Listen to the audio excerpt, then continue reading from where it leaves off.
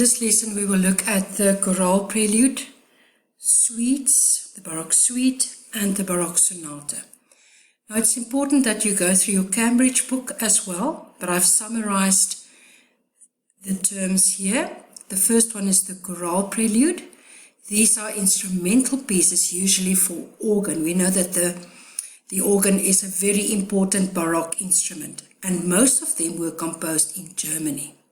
It is based on a chorale melody. Now, chorale is what we sing on Sunday in church. So it's easy enough for the congregation to sing. We can also have a choir singing a chorale. So it's like a hymn. It could be in fugal style or a set of variations or with other melodic material woven around it.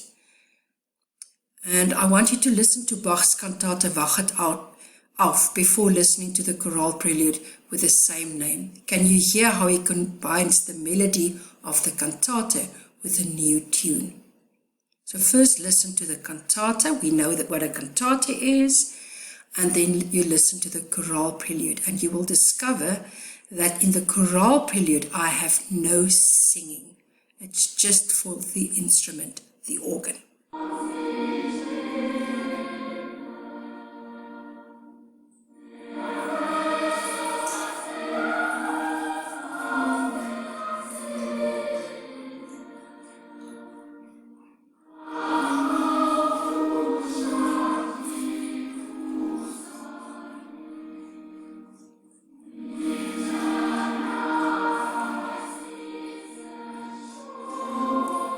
So that is the chorale. You hear that the choir sings the words.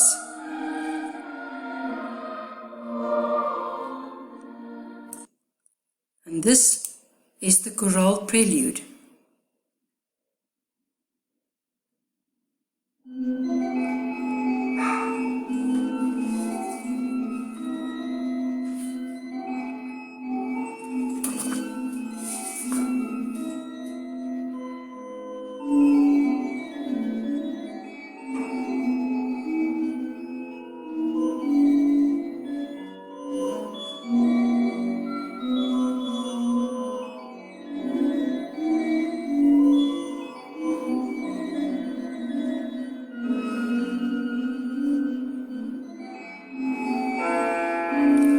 There you start hearing the melody of the hymn.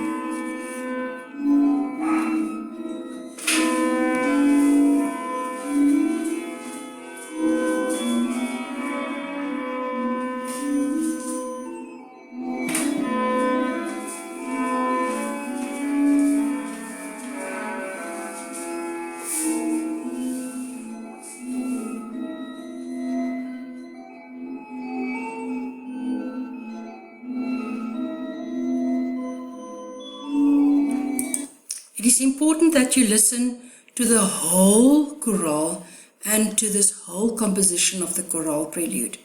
I just included a little bit of that to explain the difference. It is also important that you go to your Cambridge book and study what is written there about the chorale prelude. And next in your Cambridge book you will find the suite. So go through everything that's written there, and I've also summarized that for you. Now the Baroque suite, some composers had other names for the suites. Purcell called them lessons and Bach sometimes called them partettas. A suite is a collection of pieces, dances for one or more instruments. Many were written for the harpsichord. The most common plan for a suite includes 4 dances from different countries. We had a German Allemande in 4/4 time at a moderate speed. So go on YouTube and listen to an Allemande. A French courante in 3/2 time at a moderately fast speed. The Italian version is the corrente. Then we had a Spanish sarabande in a slow triple time, often with an accent on the second beat. A gigue, usually in compound time and lively, and that is an English gigue. Before or after the gigue, a composer might introduce dances such as the minuet in 3 time, a slow and stately waltz. We didn't have the waltz in the Baroque, So remember the word minuet for something in 3 time. A bourrée, a gavotte, or a passepied. Sometimes a suite began with a prelude, the opening piece. The pieces were usually in the same key and in binary form, and each section was repeated. French composers, however, often wrote in rondo form, A-B-A, C-A-D-A. So, go through this with the notes in your Cambridge book. Let's go through assignment 35 in your Cambridge book. Listen to the sarabande and jig from Handel's harpsichord suite X1 is 11. The basic plan of the sarabande is binary form, so it's AB without repeats. So it's 1A, 1B. How does Handel extend this to make it into a longer piece? So you have to listen how he makes that into a longer piece without the repeats.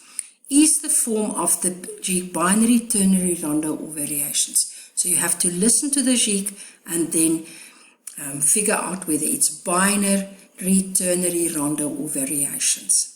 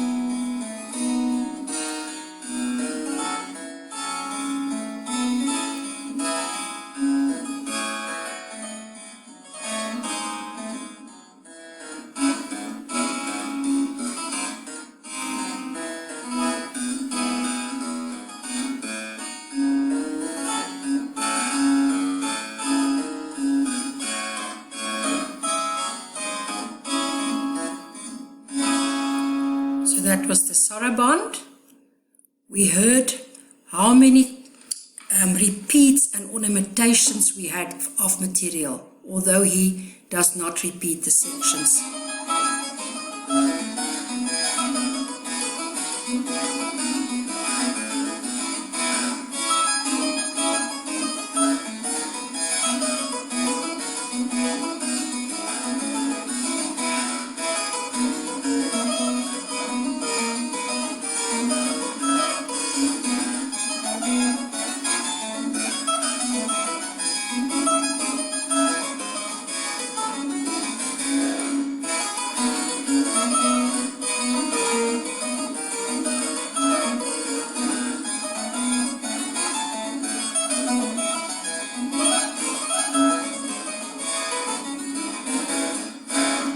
So listen that you can figure out the form there.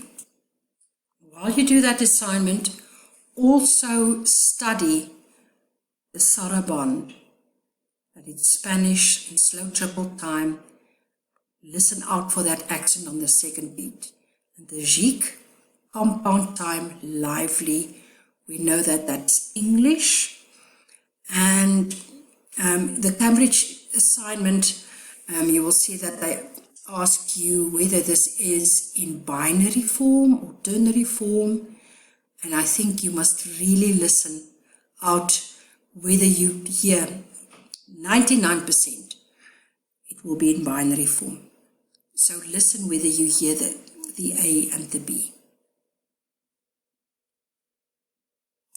We will also go through the Baroque sonata, so study this in your Cambridge book. You see there the da camera and da chiesa. I also summarized that for you. Sonata means sounded, to be played. This is the opposite of cantate, to be sung. Many Baroque sonatas were for 2 violins and a continuo, usually the cello and the harpsichord. Composers called these trio sonatas. There are only 3 music lines. The harpsichord plays the figured bass, and the violin was sometimes replaced with a flute or an oboe. There were 2 types. The sonata da camera, chamber sonata. Camera is the Italian for chamber. These were meant to be played in people's homes. The continuo would be played by a harpsichord or the lute. The sonata da chiesa. Chiesa is Italian for church. These were played in churches, and the continuo was played by the organ. These were far more serious than the chamber sonatas.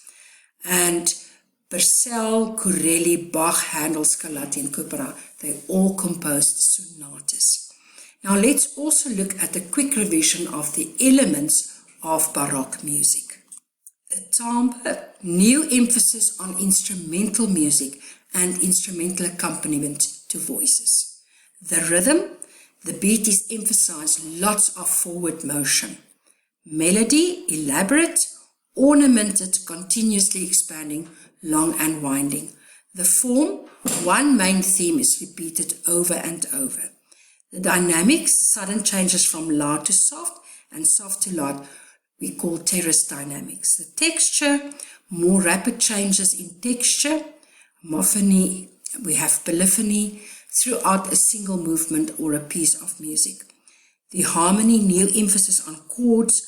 Orchestral mainly consists of strings and the basso continuo. And the mood, we had the same mood throughout the music. So go through all your work for this week, the chorale, prelude, and the suite, and the sonata, and I'm sure that you will understand everything. Good luck with your assignment.